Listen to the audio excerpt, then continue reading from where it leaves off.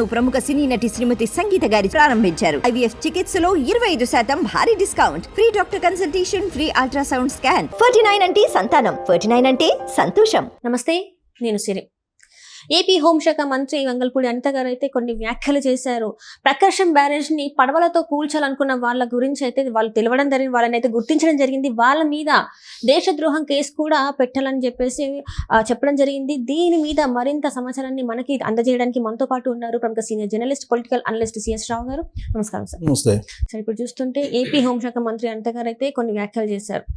ఎవరైతే ప్రకాశం బ్యారేజ్ ని పడవలతో కూల్చేయాలని అనుకున్నారో లక్షల మంది ప్రాణాలు పోయాయి. ఒకవేళ ఏదైనా జరగరాంది జరిగితే మాత్రం లక్షల మంది ప్రాణాలు పోయాయి. సో వాళ్ళనైతే గుర్తించడం జరిగింది. వాళ్ళ మీద ఇప్పుడు దేశద్రోహం కేసు కూడా పెడతామని చెప్పేసి కూడా తను చెప్పడం జరిగింది. సో దీన్ని అసలు ఎలా చూడాలంటారు? సో ఒకటేంటంటే విపత్తు రావడం అనేది సహజంగా ప్రకృతి ప్రకోపించినప్పుడు జరుగుతూ ఉంటుంది. అలాంటి సమయంలో అందరూ ఐక్యంగా ఉండి పనిచేయాలి.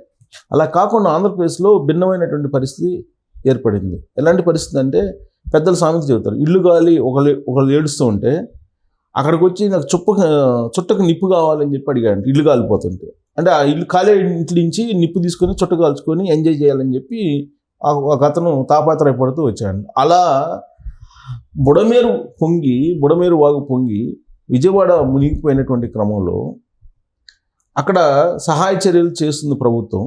ఇలాంటి సమయంలో కొంతమంది బుడమేరుతో పాటు కృష్ణా బ్యారేజ్ని కూడా కూల్చేయటం ద్వారా దాదాపు 1,00,000 మందికి ప్రమాదం తలపెట్టాలనేటువంటి ప్రయత్నం చేశారు అనేది ప్రభుత్వం వద్ద ఉన్నటువంటి ఇన్ఫర్మేషన్. అంటే ఇది చాలా పెద్ద కుట్ర. వాస్తవంగా ఈ కుట్ర మామూలు కుట్ర కాదు. ఇది పురుగు అయితే కనుక వాళ్ళ మీద దేశద్రోహం కేసు పెట్టినా కానీ చిన్నదే అవుతుంది. ఇది ఖచ్చితంగా ప్రూవ్ చేస్తామని చెప్పి ఆంధ్రప్రదేశ్ హోంశాఖ మంత్రిగా ఉన్నటువంటి వంగల్పూడి అనిత గారు చెప్తున్నారు. హోంశాఖ మంత్రి చెప్తున్నారు, ముఖ్యమంత్రి చంద్రబాబు గారు చెప్తున్నారు దీని వెనక కుట్ర ఉంది అని చెప్పి. తర్వాత లోకేష్ గారు చెప్తున్నారు దీని వెనక కుట్ర ఉందని చెప్పి.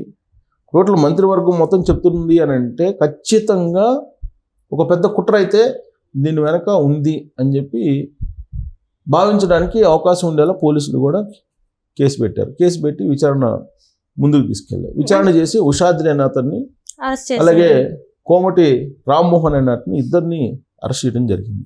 అరెస్ట్ చేసి విచారిస్తున్నారు.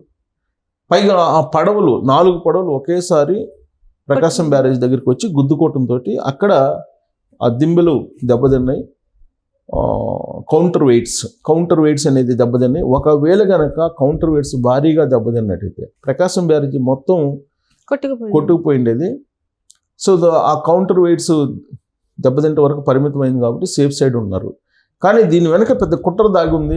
ఈ కుట్ర భవిష్యత్తులో కూడా ఇలాంటి వాళ్ళు ఇలాంటి ఆలోచన చేయడానికి భయపడేలాగా ఈ కేసును టేకప్ చేయాలి అనేది ప్రభుత్వం యొక్క ఆలోచన.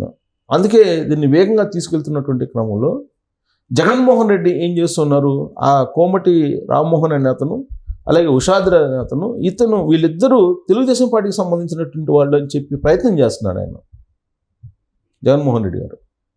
ఆయన తాజాగా ఏంటి గుంటూరు వెళ్ళారు. గుంటూరు వెళ్ళి మాజీ ఎంపీగా ఉన్నటువంటి నందిగం సురేష్ని పలకరించి వచ్చిన తర్వాత ప్రెస్ మీట్ పెట్టారు.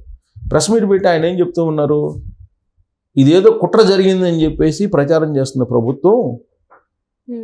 దానికి కారణం ఏంటంటే ఇప్పుడు సహాయ కార్యక్రమాలు సక్రమంగా అందించలేదు, ప్రజల నుంచి తిరుగుబాటు వస్తుంది, అందుకని ప్రజల ఆలోచనని డైవర్ట్ చేయడానికి ఈ కేసులను పెడుతున్నారు అని చెప్పి ఆయన చెప్తున్నారు.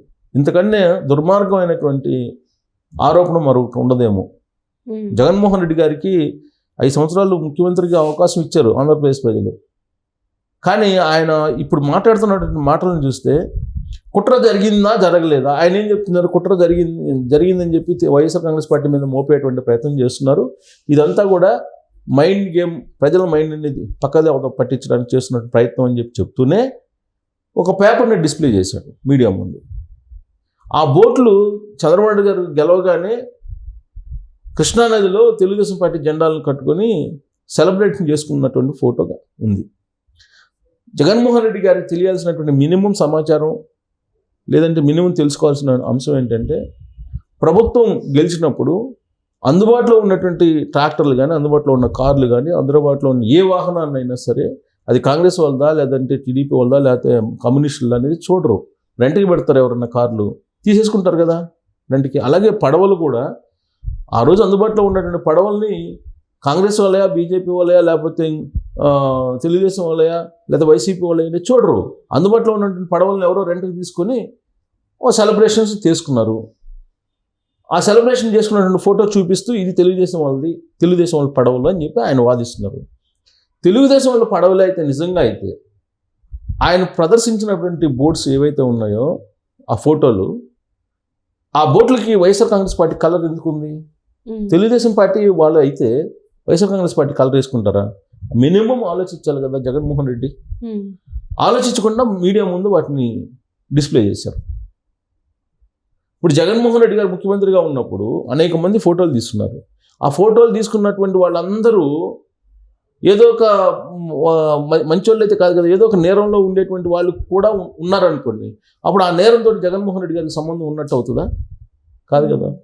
పైగా ఈ బోట్లు అనేది సెలబ్రేషన్స్ తీసుకున్నారు. ఆ ఏ పార్టీకి సంబంధం, పార్టీ అనేది చూడరు. సపోజ్ ఒక మీటింగ్ జరుగుతుంది, బహిరంగ సభ జరిగినప్పుడు అందుబాటులో ఉన్నటువంటి వెహికల్స్ అన్నింటినీ తీసుకెళ్తారు, రెంట్కి పెట్టుకుంటారు వాళ్ళు. ఆ రెంట్కి పెట్టిన వాళ్ళు అనేక మంది పార్టీలలో ఉంటారు. దాన్ని బేస్ చేసుకొని నువ్వు తెలుగుదేశం పార్టీ వాళ్ళని ఎలా చెప్పగలవు జగన్మోహన్ రెడ్డి గారు? ఒకవైపు ఆ ఉషాద్రి అనే అతను, కోమటి రామ్మోహన్ అనే అతను ఇది కుట్రదాగి ఉంది, మమ్మల్ని ఆ ఉద్దరణరాయ్ పాలెం దగ్గర వదిలేలాగా ఓ పెద్ద కుట్ర జరిగింది, మమ్మల్ని ప్రయోగించారని చెప్పి వాళ్ళు పోలీసులు విచారణ ప్రాథమికంగా చెప్తూ ఉంటే ఈయన కాదని ఎలా అంటారు? అంటే ఈయనకు అనుకూలంగా విచారణ ఉండాలి, ఈయన ఏం చెప్తే ఆ దిశగా విచారణ చేయాలి అనే యాంగిల్లో ఆయన ప్రెస్ మీట్ పెట్టి చెప్తారు. ఇప్పుడు వాళ్ళిద్దరు రిమాండ్కి పంపించారు, జైల్లో ఉన్నారు. అసలు దీని వెనక కుట్ర ఎవరు చేశారు, కుట్ర ఎవరు చేయమన్నారు అనేది కనుక బయటకు వస్తే అది జగన్మోహన్ రెడ్డి గారి చుట్టూ ఉంది అని చెప్పి ఇప్పుడు వంగలపూడి అనిత గారు అనుమానిస్తున్నారు. ఆవిడంతగా ప్రెస్ మీట్ పెట్టి ఇంతకన్నా దుర్మార్గమైనటువంటి లీడర్ ఉండరు ప్రపంచంలో, 1,00,000 మంది ప్రాణాలు తీయడానికి కుట్ర పన్నారు, ఈ కుట్రని ఛేదిస్తాం మేము, ఈ కుట్రకి కారకుడు ఎవరు, సూత్రధారి ఎవరు అనేది ఛేదిస్తాం అని చెప్పి చెప్తున్నారు, అనుమానం వ్యక్తం చేస్తూ జగన్మోహన్ రెడ్డి గారి మీద. ఇప్పుడు నందిగం సురేష్ పేరు చెప్తున్నారు. నందిగం సురేష్ పేరు ఆయన పేరు మీద ఆ బోట్స్ ఉన్నాయి, నందిగం సురేష్కి సంబంధించి అంటున్నారు. ఈ ఉషాద్రి అనే అతను వాళ్ళ అనుచరుడు, కోమటి రామ్మోహన్ అనే అతను తలసల రఘురామ్ అనే అతను అనుచరుడు. అంత క్లియర్గా వాళ్ళు చెప్తా ఉంటే ఇంకా కూడా తెలుగుదేశం పార్టీ వాళ్ళే ఈ బోట్లు వాళ్ళయే అని చెప్పే ప్రయత్నం జగన్మోహన్ రెడ్డి గారు చేస్తున్నారని అంటే, అందుకే ఇప్పుడు ఈ వరదల్ని ఒక కేస్ స్టడీగా తీసుకొని వరదలు వచ్చినప్పుడు కుట్రదారులు ఏ విధంగా కుట్ర పన్నుతారు అనే దాన్ని ఒక కేస్ స్టడీగా తీసుకొని ప్రపంచవ్యాప్తంగా దీని మీద స్టడీ చేయాలని చెప్పి వంగలపూడి అనిత గారు ఒక పిలుపునివ్వడం జరిగింది. బహుశా ప్రపంచంలో ఈ విధమైనటువంటి యాటిట్యూడ్ ఉన్నటువంటి వాళ్ళు, ఈ విధమైనటువంటి ఆలోచన చేసేటువంటి వాళ్ళు ఎవరు ఉండరు. ఒక ఆంధ్రప్రదేశ్లో వైఎస్ఆర్ కాంగ్రెస్ పార్టీకి సంబంధించినటువంటి వాళ్ళు మాత్రమే ఉన్నారు. అందుకే దీన్ని ఒక కేస్ స్టడీ కింద తీసుకొని దీన్ని అధ్యయనం చేయాలి. దీన్ని వెనుకున్నటువంటి కుట్రను బయటపెట్టడంతో పాటు కుట్రదారుడు ఎవరైతే ఉన్నారో అతని మీద దేశద్రోహం కేసు ఖచ్చితంగా పెట్టి తీరుతామని చెప్పి హోంమంత్రి వంగలపూడి అనిత గారు ఒక శపథం చేశారు. సో దీంతో వైఎస్ఆర్ కాంగ్రెస్ పార్టీలో జనరల్గానే ఒక అలజడి. ఇప్పుడు దొంగ దొరికేంత వరకే అతను కాలు రెగ్యులేషన్ తిరుగుతాడు. దొంగ దొరికాడు, దొంగ దొరుకుతున్నామని చెప్పి చెప్పగానే పరారు వెళ్ళిపోతారు కదా, పరారు అవుతారు కదా. అలాంటి పరిస్థితి వైఎస్ఆర్ కాంగ్రెస్ పార్టీలో ఇప్పుడు నెలకొంది. సో ఇలాంటి సిచ్యువేషన్, ఇలాంటి కుట్రని ఛేదించడం అనేది కూడా ఒక ఛాలెంజే. మరి వంగలపూడి అనిత గారు హోంశాఖ మంత్రిగా ఉన్నారు కాబట్టి ఆవిడ కొంచెం దూకుడుగానే ఉంటారు. మరి ఆవిడకి స్వేచ్ఛ ఇచ్చి ఈ కుట్రని ఛేదించేలాగా ఆవిడ్ని ఆదేశాలు జారీ చేసేలాగా మరి అధిష్టానం సహకరిస్తుందా అనేది కూడా ఒక ప్రశ్న ఉంది. సో చట్టం తన పని తాను చేసుకుపోతుందని చెప్పి ఇంట్లో కూర్చుంటే కుదరదు కదా. ఖచ్చితంగా చట్టాన్ని తన పని తాను చేయించుకొనివ్వాలి. అలాంటి పరిస్థితి ఉంటే కనుక ఖచ్చితంగా ఈ కుట్ర ఛేదించబడుతుంది, ఖచ్చితంగా కుట్రదారుడు బయటపడతారు. Right sir, right, thank you so much.